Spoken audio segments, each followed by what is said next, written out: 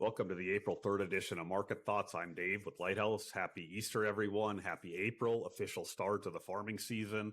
Crop progress, weather, those things take center stage now. And this chart, what does it mean as far as future prospects for corn and bean prices? We'll get to that in about 7 minutes. But first, we got to talk through the news of the week. Big one this week, prospective plantings came out on Tuesday, the 31st.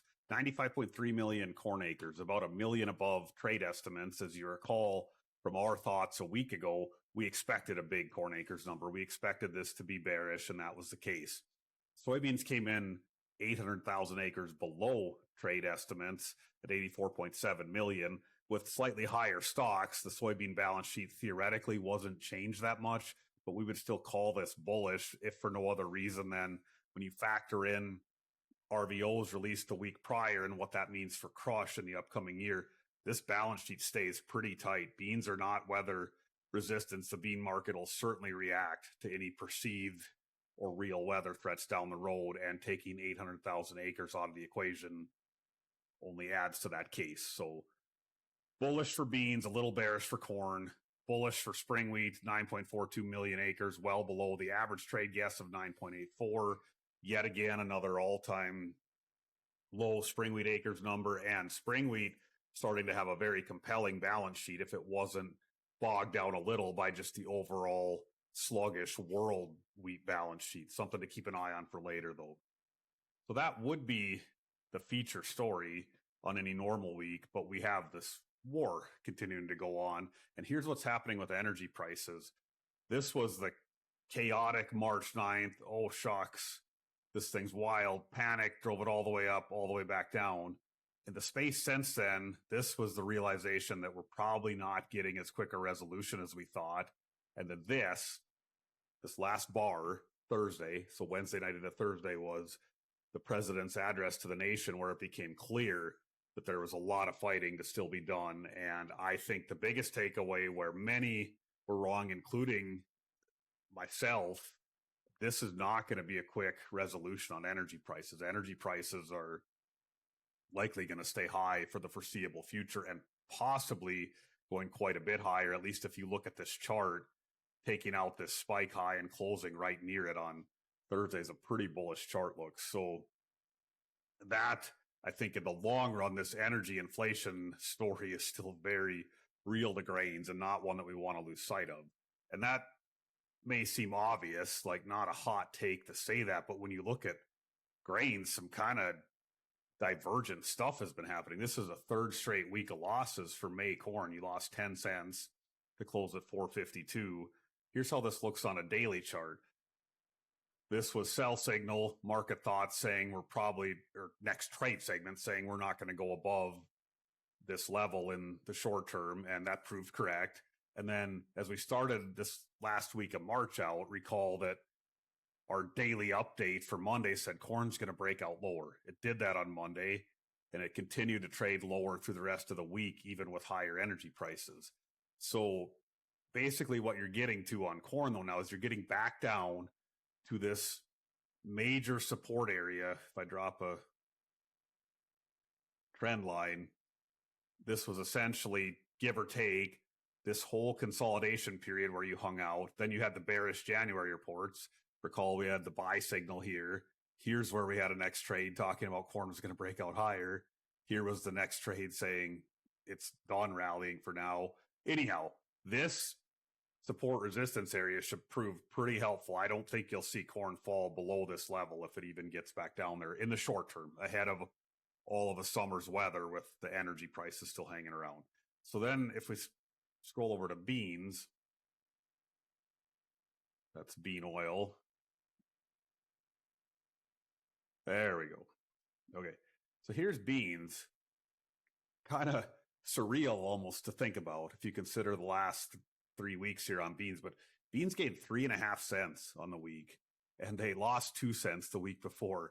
So the net change on soybeans over the last 2 weeks, with everything that's happened on the geopolitical front, the celebration of ag, the Chinese meeting date announced, the planning intentions and quarterly stocks, all of that, you're a penny and a half different on price than where you were before.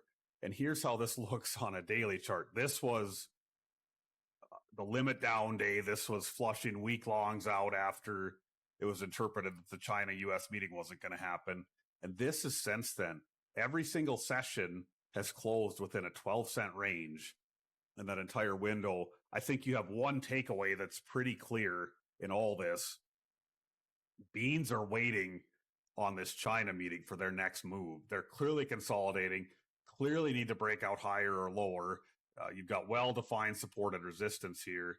Absurd to be trading in this narrow of a range, given everything else that's going on in the world. And it comes down to they're coiling up for a big move. Is it going to be higher or lower? And we'll make some conclusions about that in a second here. But then there's wheat.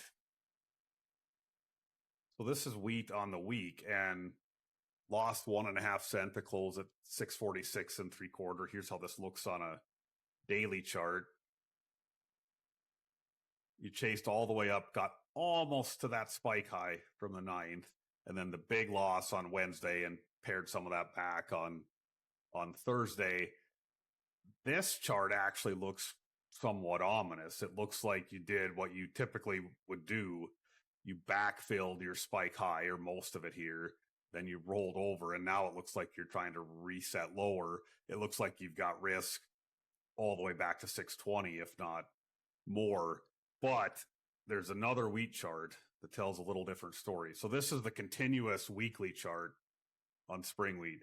So continuous weekly. So it's showing March prices until March expires. Then it's showing May prices till May expires. Then it's showing July till July expires. And for our longer term analysis, these weekly charts are a lot more useful.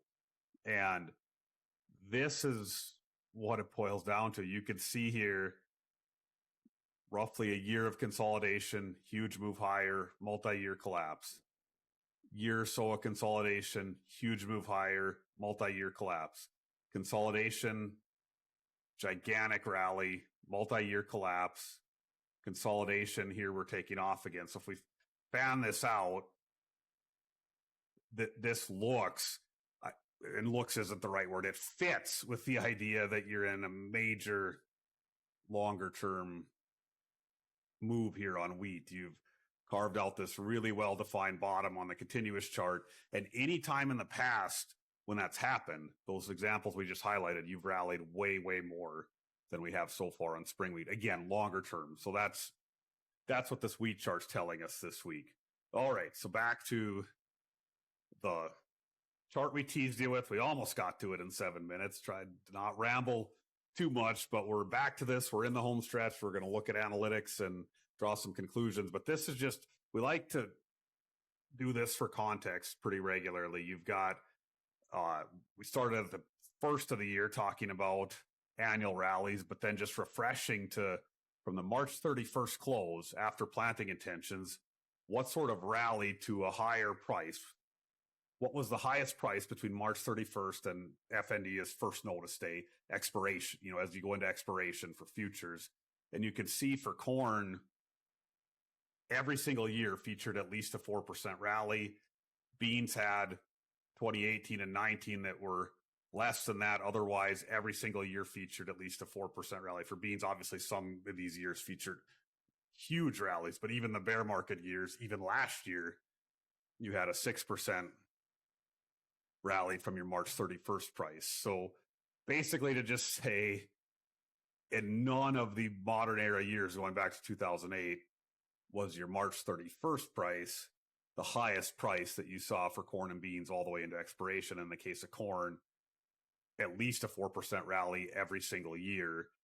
In the case of beans, all but 2 years had at least a 4% rally, and most years had considerably more than that.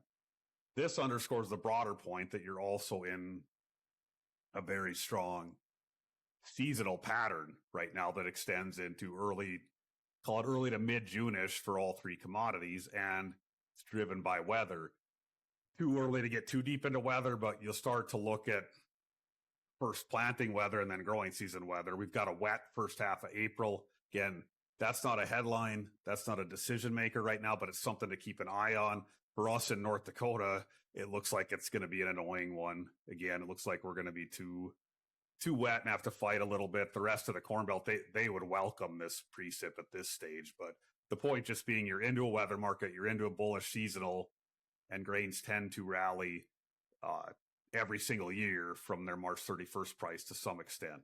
So what do our analytics say and what do we think on each of these? So corn classifiers down to 37%. Only 37% of the time has corn traded lower over the next 20 days from where it's at right now in similar instances. And we would expect, on average, a 7.3 cent gain. Your market gauges are backing off some. You, of course, have strong seasonal. You're in the middle of your expected range. Momentum and price to stocks to use are starting to back off. And your signal's all the way down to 34 while your trend remains higher. So this is an analytics view for the upcoming week, if not longer, that says, don't sell corn. This doesn't support hedging. We actually expect that if corn holds that key support and you hit a buy signal, you have a pretty attractive spot to re-own hedges, re-own those March 9th, March 10th sales, or pre-own the sales we're going to make this summer. And the analytics that we just looked at, a 4% rally off your March 31st close, means we should expect December corn to get to at least 504-ish at some point on a secondary rally here. Don't sell it today. It gets trickier then as we go to each of the next commodities. So here's soybeans. Classifier 59% of the time beans have traded lower over the next 20 days. Expected change in negative 18.9 cents. Obviously, this bullish seasonal. Your market gauges are still plenty high. Your trend is flatlined with this consolidation, and your signal's still up around 60. So this isn't a strong sell on beans, but this is a bearish analytics look. Like if we just took the analytics alone, they would lean towards beans are going to break out lower. So I think any loose ends are still worth considering. Any short-term stuff on beans, this analytics case says we're still at risk of a lower trade in the short term. Longer term, I willing to ride this out quite a bit here when I look at the seasonal chart we looked at, and also just thinking about the effect of the higher energy prices, the inflation trade, how tight the soybean balance sheet is, just all of this stuff going on, a whole summer's worth of weather. The odds that you don't have a third year in a row with no weather scares, when you spin that all together, if I'm current on my hedging, what I've wanted to do so far, I'm not worried about selling more on beans. About the only thing I'm looking at here is if I need to catch up a little bit. These analytics are saying do this. And then wheat challenges this even further, I guess. It challenges we've said several times when our fundamentals are at odds with our analytics, almost always the analytics are right and whatnot, but this is another case. So that spike high, we hit the sell threshold on wheat, and we not spike high. You closed right near the highs after planting intentions. We hit the sell threshold, and then we immediately fell sharply the next day. You had signal scores of 100 on spec net buying, 100 on momentum. Your price to stocks to use and expected range are high. Seasonal is low, of course. It's a bullish seasonal. There weren't enough data points on the classifier to display it, but the data points there are extremely bearish classifiers. So this is an analytics look on wheat that says sell. It says it's very likely in the short term that prices are going to fall. At the same time, that continuous chart, the acres, the geopolitical story, wheat overall has been really sensitive to energy prices. I think this is a take on wheat where your old crop, your unpriced basis, maybe new crop that needs to move at harvest, that you got to move at harvest. These are nice sales when you're sitting here at 2-year highs on the continuous chart. Anything I'm not up against a timeline on, though, I look at that weekly continuous chart we showed, and I'm going to have some patience. I want to do a little better than mid-sixes on that wheat if I'm looking at a run to multi-year highs. So those are the takeaways this week.